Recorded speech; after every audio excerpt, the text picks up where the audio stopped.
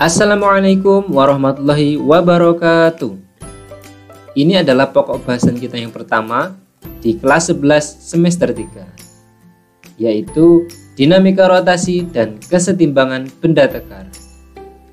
Di kelas 10, kalian telah mempelajari kinematika rotasi. Masih ingat kan? Ketika ada suatu partikel atau benda yang berotasi, pada saat itu hal yang kita cari kan periodenya, frekuensi, kecepatan linier, kecepatan sudut, dan lain sebagainya. Tapi kita tidak pernah memperhatikan penyebab terjadinya gerak tersebut. Kali ini fokus kita sedikit berbeda. Kita akan mempelajari bagaimana suatu benda dapat berotasi dan apa yang menyebabkannya. Oleh karenanya, materi kita yang pertama adalah dinamika rotasi. Perhatikan ilustrasi berikut. Bagaimana agar kita bisa membuka pintu tersebut? Pak, itu pertanyaan apa sih? Ya tinggal kita putar gagangnya dan dorong atau tarik lah Pak. Iya sih, tapi pernahkah kalian membayangkan kenapa gagang pintu dipasang di ujung pintu? Kenapa nggak di tengah? Biar anti mainstream gitu. Ya kali Pak, kan kalau dipasang di ujung jadi lebih mudah buka pintunya. Nah, sekarang kita coba analisis hal sederhana ini. Kita semua tahu kan bahwa pintu itu punya engsel, ya kan? Di sini nih letaknya. Engsel inilah yang berfungsi sebagai poros atau pusat rotasi. Untuk membuka pintu, kita perlu mendorong atau menarik gagang pintu tersebut. Ingat, tarikan atau dorongan itu apa yo? Yups, gaya. Lantas, apakah pintu itu bisa berputar dan terbuka hanya karena ada gaya? Sekarang bayangkan kalian mendorong pintunya ke arah engsel. Nah, ke arah engsel. Pasti tidak akan terbuka, bukan? Dari sini kita bisa tahu, ternyata bukan hanya gaya yang menyebabkan benda berotasi. Kita butuh gaya yang tidak biasa. Gaya apa itu? Kita butuh gaya yang memiliki kemampuan untuk membuat benda diam menjadi berotasi. Nah, itulah yang disebut dengan torsi atau momen gaya yang disimbolkan sebagai tau. Torsi bisa juga didefinisikan sebagai ukuran kecenderungan sebuah gaya untuk memutar suatu benda tegar terhadap titik poros tertentu. Lantas, apa saja faktor yang mempengaruhinya? Ketika kita mendorong lebih keras, mendorong pintu tadi lebih keras, maka pintu akan cenderung berputar lebih cepat atau membuka lebih cepat. Artinya, semakin besar gayanya, torsinya juga semakin besar. Sehingga gaya adalah salah satu faktor yang mempengaruhi besarnya torsi. Faktor lainnya, jarak antara gaya dan pusat rotasi atau disebut dengan lengan torsi atau juga disebut dengan lengan gaya yang disimbolkan sebagai L. Semakin besar jaraknya, semakin besar torsinya. Buktinya apa? Nah, ini dibuktikan dari kalau kita membuka pintu menggunakan gagang, jika dipasang di ujung akan lebih mudah dibuka daripada ketika dipasang di tengah pintu, atau kita membuka pintunya dengan mendorongnya di tengah-tengahnya. Terus bagaimana menghitung besarnya torsi? Untuk memudahkan pemahaman, perhatikan ilustrasi batang berporos berikut. Besarnya torsi adalah gaya dengan satuan Newton dikalikan dengan lengan torsi dengan satuan meter. Sehingga satuan dari torsi adalah Newton meter. Sekarang bagaimana jika kita memberikan gaya yang membentuk sudut theta terhadap garis horizontal antara poros dan titik tangkap gaya? Sudut gaya inilah yang merupakan faktor selanjutnya, faktor ketiga yang mempengaruhi besarnya torsi. Ini dibuktikan ketika kita mendorong gagang pintu tapi tidak tegak lurus, maka pasti akan lebih sulit. Apalagi kalau kita mendorong ke arah engsel tadi, pintu tidak akan gerak sama sekali. Ini membuktikan kalau sudut gaya terhadap lengan torsi berpengaruh terhadap besarnya torsi itu sendiri. Sesuai dengan definisinya, bahwa torsi merupakan ukuran kecenderungan sebuah gaya untuk memutar suatu benda. Dan telah kita ketahui bahwa ukuran kecenderungan yang paling mudah untuk berputar jika gaya yang kita berikan tegak lurus terhadap lengan torsi, ya kan? Oleh karenanya, ukuran kecenderungan yang kita buat sebagai perbandingan itu adalah ketika sudutnya 90 derajat atau tegak lurus, sehingga gaya yang diberikan harus dibuat tegak lurus, yaitu dengan memproyeksikannya. Untuk memproyeksikannya ada dua opsi. Opsi pertama, jika gayanya yang diproyeksikan. Nah, perhatikan gambar ini. Gaya F membentuk sudut theta sehingga memiliki nilai searah sumbu X sebesar F cos theta. Nah, masih ingat kan? Gampangnya gini, jika mengapit sudut maka cos, masih ingat? Ini juga memiliki nilai searah sumbu Y. Nah, sumbu Y juga punya nilai searah sumbu Y sebesar F sin theta. Kenapa kok sin? Karena tidak mengapit sudut, gampangnya gitu. Jadi, tidak selamanya yang searah sumbu X itu cos dan searah sumbu Y itu sin, tergantung sudut yang diketahui. Besarnya torsi adalah gaya dikali dengan lengan torsi yang di awal tadi saya simbolkan L. Karena pada kasus ini lengan gaya tidak tegak lurus dengan F, maka jarak antara poros ke titik tangkap gaya saya simbolkan sebagai R, sehingga besarnya torsi adalah R dikali F sin theta. Nah, itu adalah opsi pertama. Kadang ada buku yang nulisnya seperti itu. Ada juga buku yang menulisnya seperti ini. Opsi kedua, jika kita ingin batangnya atau R yang kita proyeksikan. Nah, perhatikan gambar berikut. Panjang antara titik tangkap gaya dengan poros yang disimbolkan R tadi membentuk sudut terhadap perpanjangan garis gaya F sebesar theta. Sehingga R memiliki nilai searah sumbu X. Nah, sekarang acuannya kita rubah. Searah sumbu X-nya seperti itu. Sebesar R cos theta dan searah sumbu Y sebesar R sin theta. Karena harus tegak lurus, maka besarnya torsi adalah F dikalikan R sin theta. Torsi itu dapat juga dinyatakan sebagai hasil perkalian silang atau cross product antara vektor posisi R dan vektor gaya atau F. Jadi torsi bisa juga sebagai perkalian silang. Torsi sama dengan R cross F. Karena perkalian silang, maka syaratnya R harus tegak lurus dengan F. Sedangkan besarnya tetap sama. Kalau itu tadi vektornya, kalau besarnya tetap sama dengan rumus di awal. R sama dengan torsi sama dengan R kali F sin theta. Sekarang untuk arah torsinya atau arah momen gayanya. Nah, ini dapat ditentukan dengan aturan tangan kanan seperti pada gambar. Nah, lihat gambarnya. Ketika gaya diputar berlawanan jarum jam, maka arah torsinya ke atas. Sedangkan jika diputar searah jarum jam, maka arah torsinya akan ke bawah. Prinsip ini juga digunakan ketika kita memasang baut. Jika kita ingin mengencangkannya, maka diputar searah jarum jam.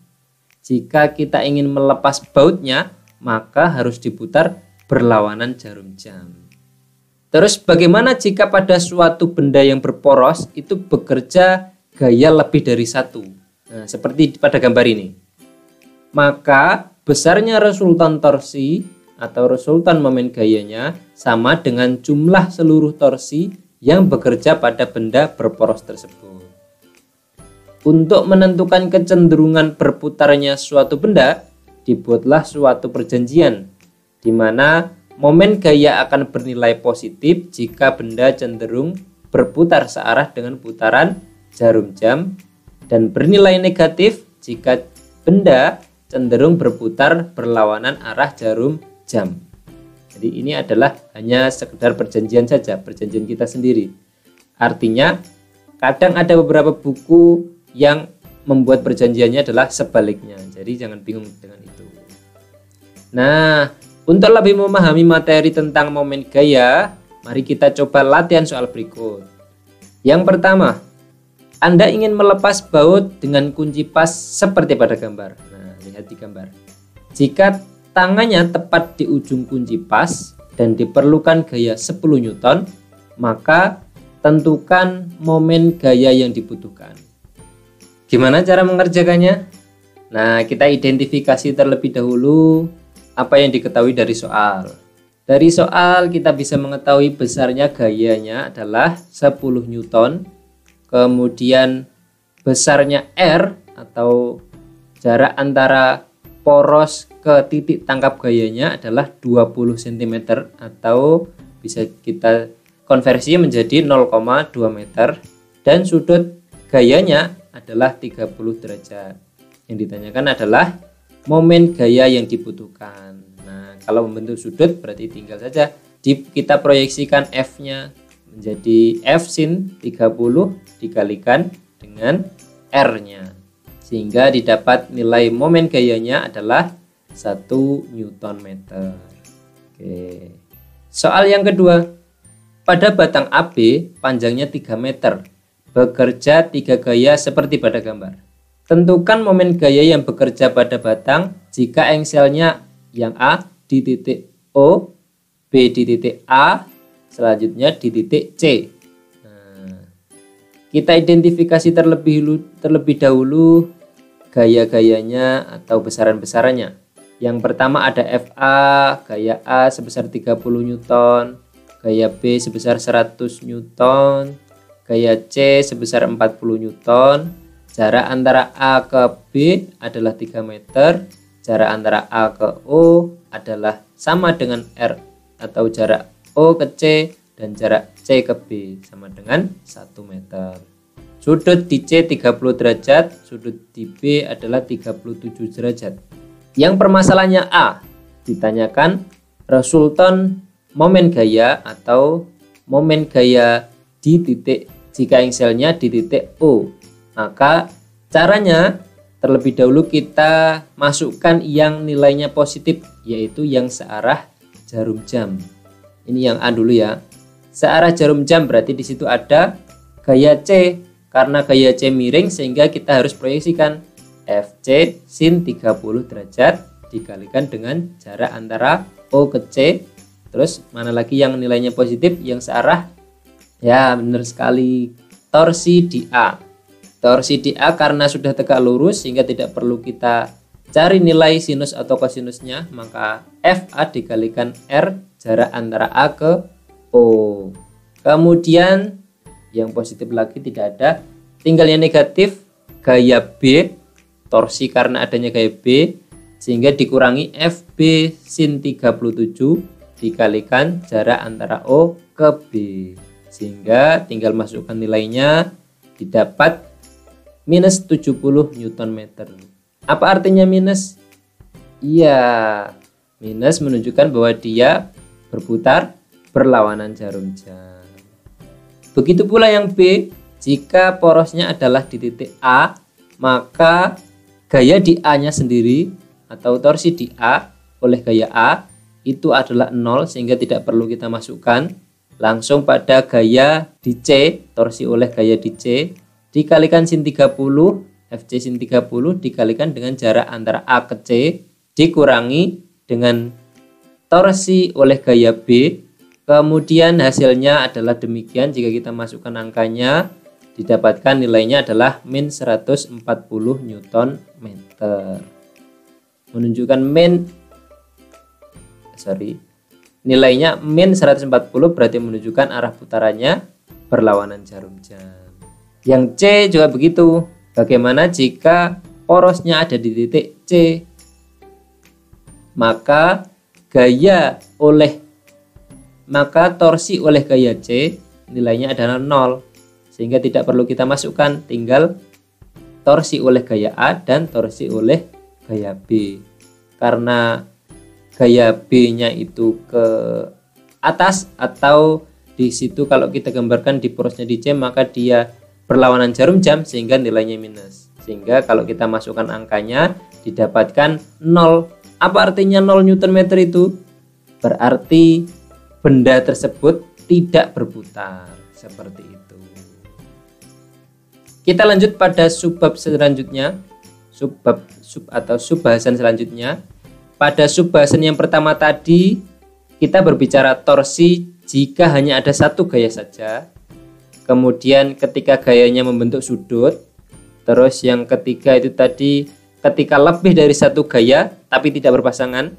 Pada subbahasan kita yang kedua ini, bagaimana jika ada dua gaya sejajar, sama besar, dan berlawanan arah? Dua gaya yang berpasangan tersebut akan menghasilkan momen couple. Nah, lihat di gambar. Momen couple ini disimbolkan sebagai M besar. Besarnya momen couple sama dengan perkalian antara gaya dan jarak antara kedua gaya tersebut. Satuannya sama ya, Newton meter.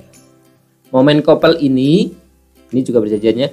Momen couple bertanda positif jika putarannya searah jarum jam dan bertanda negatif jika putarannya berlawanan dengan arah jarum jam. Perjanjian-perjanjian yang kita buat tadi, syaratnya kita harus konsisten dengan apa yang kita buatnya tadi. Apabila pada sebuah benda itu bekerja beberapa buah couple, maka resultan momen couple-nya adalah bagaimana? Ya, jumlah aljabar dari masing-masing couple. Jadi tinggal menjumlahkan dari masing-masing momen couple-nya itu tadi. Selanjutnya ada satu contoh soal. Pada sebuah batang AB yang memiliki panjang 4 meter, bekerja 4 buah gaya, yaitu gaya F1 yang nilainya sama dengan F2 sebesar 10 Newton, F3 yang nilainya sama dengan F4 6 Newton seperti tampak pada gambar. Yang ditanyakan berapa besar momen couple pada batang AB dan kemana arahnya. Nah, kita selesaikan. Kalau kita lihat di gambar, pasangan gayanya itu kan pasangan gaya F1 berpasangan dengan F2, F3 berpasangan dengan F4. Pasangan gaya yang pertama itu jaraknya atau nilai D-nya sama dengan 2 meter. Membentuk momen couple, maka tinggal kita kalikan F kali D sebesar menjadi 20 Newton meter. Kenapa kok minus? Sesuai dengan perjanjian yang tadi. Kalau berlawanan nilainya negatif, kalau searah nilainya positif. Kemudian pasangan gaya F3 dan F4, karena D-nya 1 meter sehingga momen couple-nya adalah 6 Newton meter, nilainya positif. Resultan dari kedua momen couple, kedua pasang tadi, maka tinggal kita jumlahkan menjadi min 14 Newton meter. Tanda minus ini berarti menunjukkan bahwa arah perputaran totalnya itu adalah berlawanan arah dengan jarum jam. Gimana? Masih kurang? Nah, kita lanjutkan ke video part yang kedua. Jika ada pertanyaan terkait materi, silakan komen di. Sekian untuk video part 1 ini. Terima kasih. Wassalamualaikum warahmatullahi wabarakatuh. Salam pejuang.